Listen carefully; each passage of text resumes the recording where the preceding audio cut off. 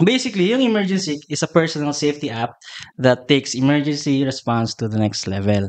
And what I mean by that, in a few taps, you will alert the nearest emergency responder. Example, I will call 911 ngayon. Ang gagawin, they will ask you questions like what happened and the location. Yes. And there are cases na hindi sila sure sa location. And para sa responder, mahirap yun kasi hanapin pa nila. So basically, I will tell the 911, 911 will tell the LGU, and the LGU will alert the nearest, Okay. which is yung mga barangay, mga ganun. Oo. Or either. Depende kung ano yung mas mabilis. It will At alert least, the nearest. So, parang may, sa example, may bilog yung ganyan. So, sabihin natin may apat.